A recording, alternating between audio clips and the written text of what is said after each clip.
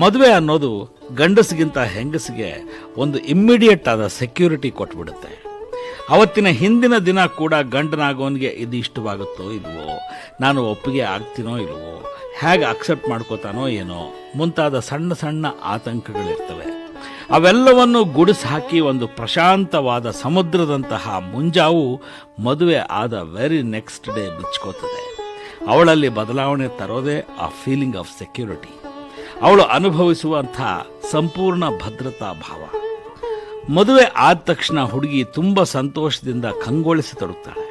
ಕೊಂಚ ದಪ್ಪ ಆಗ್ತಾಳೆ, ಮಾತು ಮೊದಲಿಗಿಂತ ಸರಾಗವಾಗ್ತದೆ. ಉಡುಪಿನಲ್ಲಿ ಕೂಡ ಅವಳ ಕಾನ್ಫಿಡೆನ್ಸ್ ಗೋಚರವಾಗ್ತಾ ಇರುತ್ತೆ. ಇದಕ್ಕೆಲ್ಲ ಕಾರಣ ಏನು ಗೊತ್ತಾ?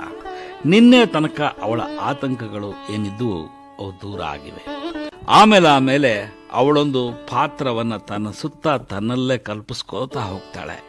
ನಾನೀಗ ಕೇವಲ ನಾನಲ್ಲ, ನಾನು ಮಿಸಸ್ ಸೋನ್ಸೋ. ನನ್ನಲ್ಲೇನಾದರೂ ದೋಷ ಕಂಡ್ರೆ ಏನಪ್ಪ ಇವನ್ ಹೆಂಡತಿ ಹೀಗಿದ್ದಾಳೆ ಅಂತಾರೆ ಜನ. ನನ್ನನ್ನ ಅನ್ನೋದಕ್ಕಿಂತ ಹೆಚ್ಚಾಗಿ ಗಂಡನನ್ನ ಅಂತಾರೆ. ಅದಕ್ಕೆ ಅವಕಾಶ ಕೊಡಕೂಡ್ದು ಅಂತ ನಿರ್ಧರಿಸ್ತಾಳೆ. Download ShareChat.